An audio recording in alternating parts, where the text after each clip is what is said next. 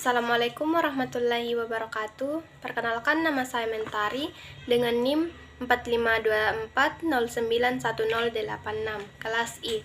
Sebelumnya saya akan membahas mengenai aksiologi.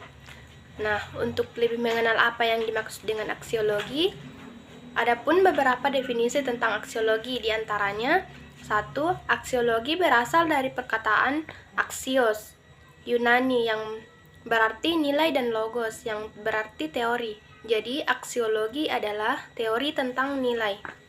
Yang kedua, sedangkan arti aksiologi yang terdapat di dalam bukunya Jujun S. Surya Sumantri, Filsafat Ilmu Sebuah Pengantar Populer, bahwa aksiologi diartikan sebagai teori nilai yang berkaitan dengan kegunaan dari pengetahuan yang diperoleh.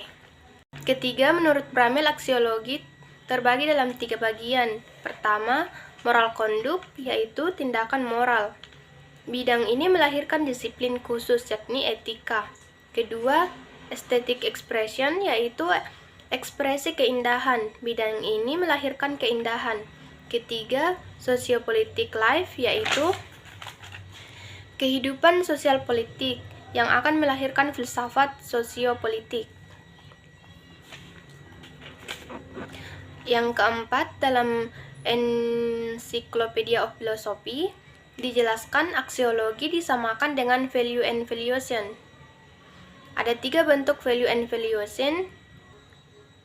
Bentuk pertama, nilai, digunakan sebagai kata benda abstrak dalam pengertian yang lebih sempit seperti baik, menarik, dan bagus. Bentuk kedua, nilai sebagai kata benda konkret.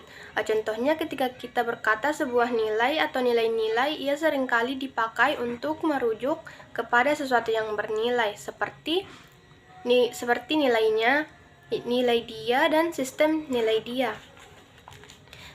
Bentuk ketiga, nilai juga digunakan sebagai kata kerja dalam ekspresi menilai, memberi nilai, dan dinilai. Menilai umumnya sinonim dengan evaluasi ketika hal tersebut secara aktif digunakan untuk menilai perbuatan.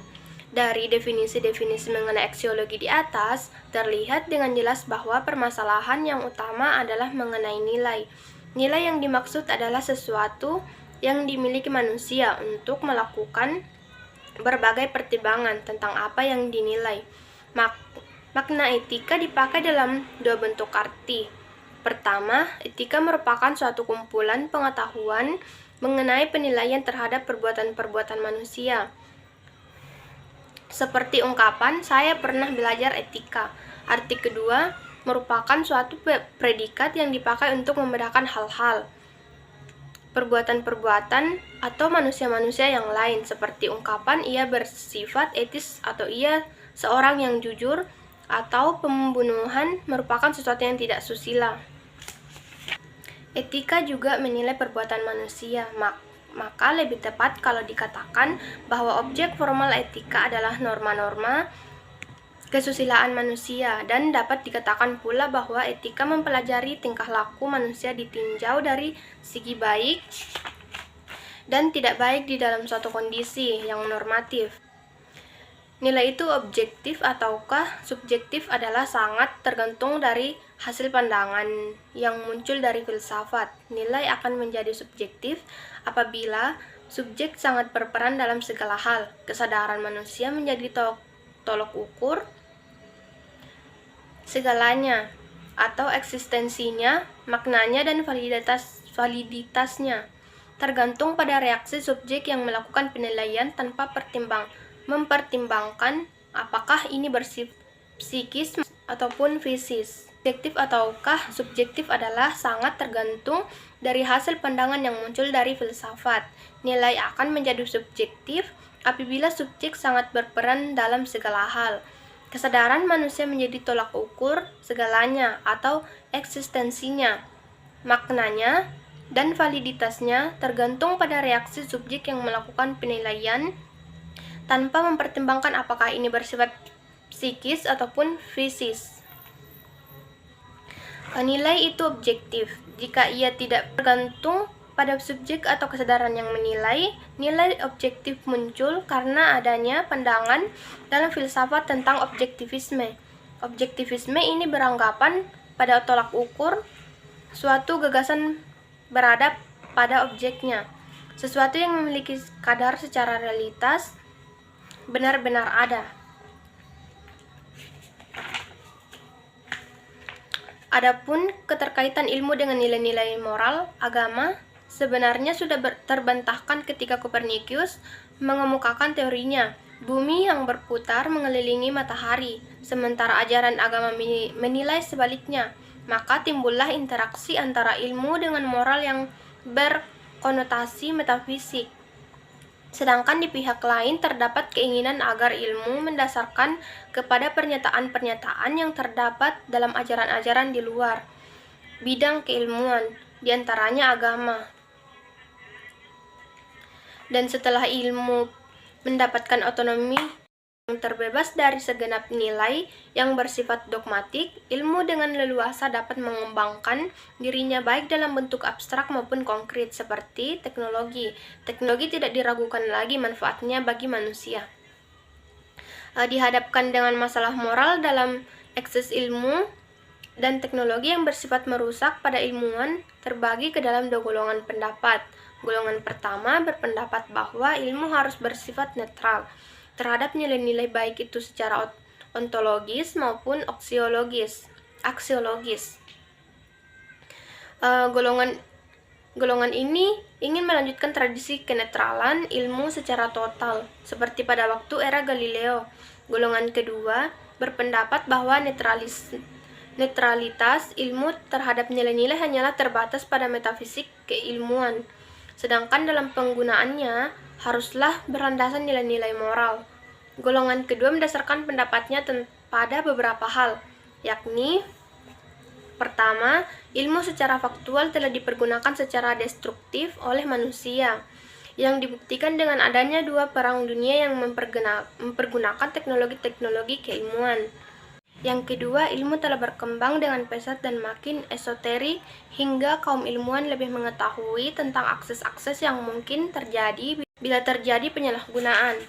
Bagian ketiga, ilmu telah berkembang sedemikian rupa di mana terdapat kemungkinan bahwa ilmu dapat mengubah manusia dan kemanusiaan yang paling hakiki seperti pada kasus revolusi genetika dan teknik perbuatan sosial.